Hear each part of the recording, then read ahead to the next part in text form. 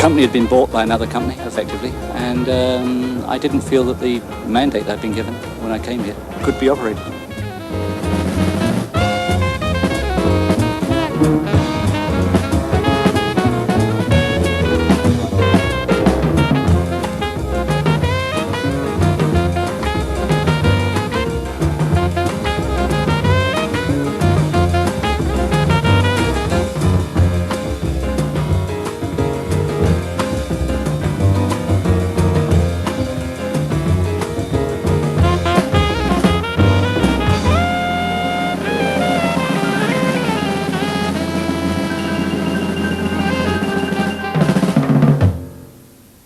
Story of an entire decade in about 2 minutes flat.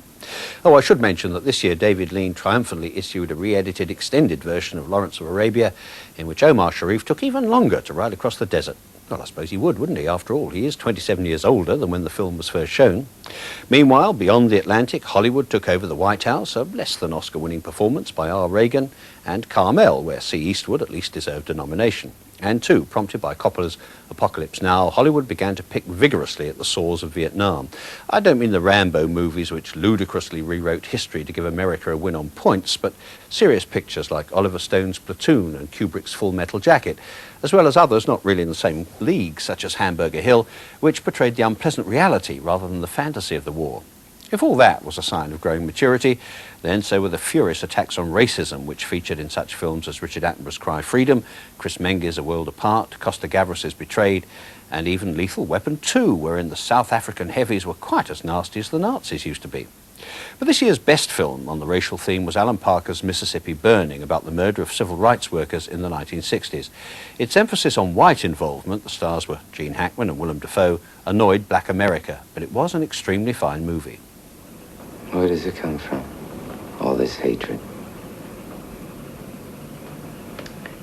You know, when I was a little boy, there was an old Negro farmer who lived down the road from us named Monroe. And he was, I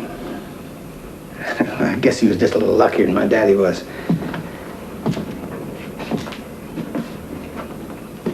He bought himself a mule.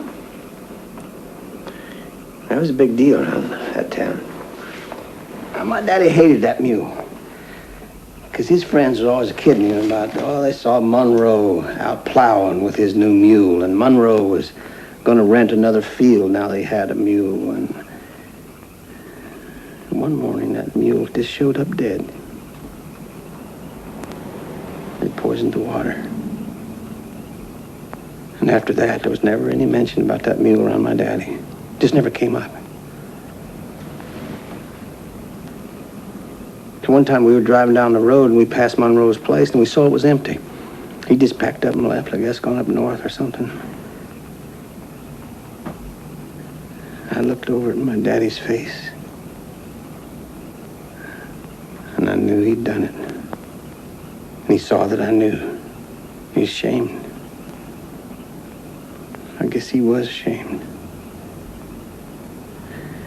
He looked at me and he said, if you ain't any better than a nigger, son, who are you better than?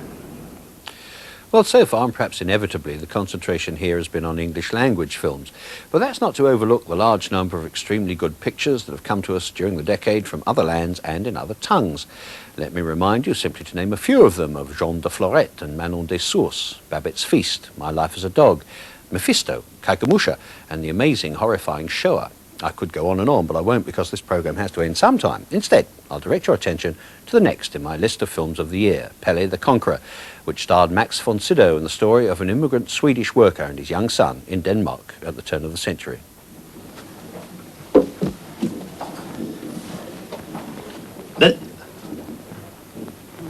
Varsågod. Jeg har alltid ætit smuldre på din födelsedag. Tänker då, rediga svenska smuldre.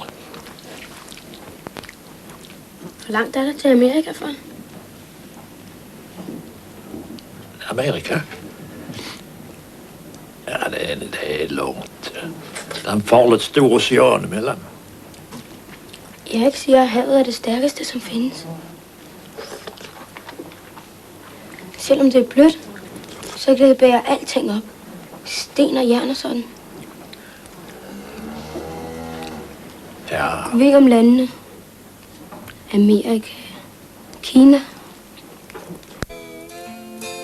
knew she was gonna meet her connection. At her feet was a footloose man. And I said that you can't always get what you want, honey.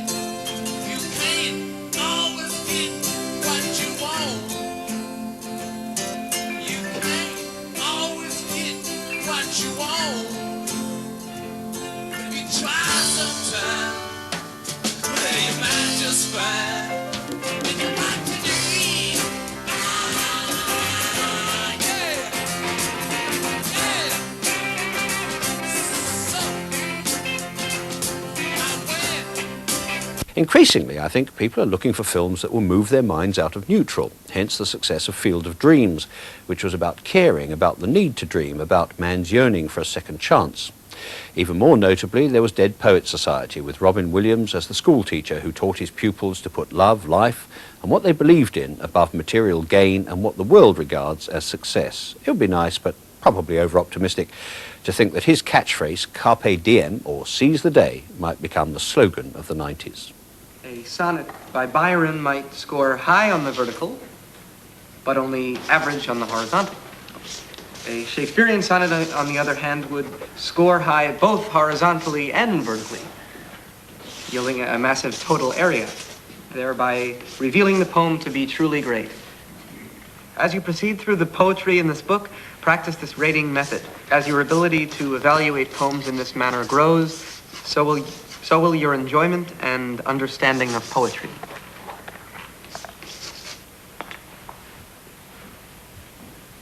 Excrement. That's what I think of Mr. J. Evans Pritchard. We're not laying pipe. We're talking about poetry. How can you describe poetry like American Bandstand? Well, I like Byron. I give him a 42, but I can't dance to him. Now, I want you to rip out that page. Go on. Rip out the entire page. You heard me. Rip it out. Rip it out! Go on. Rip it out! Thank you, Mr. Dalton. Gentlemen, tell you what, not just tear out that page, tear out the entire introduction. I want it gone. History. Leave nothing of it. Rip it out. Rip! Be gone, J. Evans Pritchard, Ph.D. Rip! Shred! Tear! Rip it out! I want to hear nothing but ripping of Mr. Pritchard. OK, well, so far we've talked about the best films of 1989, but what about the best films of the decade? Now, that should really start some arguments going. So here's my choice, again, not in order of merit, but in a rough chronological order. I'll start with Spielberg's magical E.T., the best of all science fantasy pictures. Then there's Bill Forsyth's Gregory's Girl, that most charming and joyous evocation of early adolescence. And to them, I would add Martin Scorsese's, and give him his due, Robert De Niro's riveting study of the boxer Jake LaMotta in Raging Bull. Have a look at those three first. Remember the goblin? You're so lame, Elliot. Come on, Michael, he came back. Back. He came back. Oh my God! One thing. I have absolute power. Say it.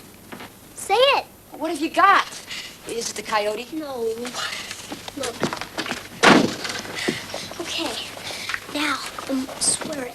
The most excellent promise you can make. Swear as my only brother on our lives. Don't get so heavy, I swear.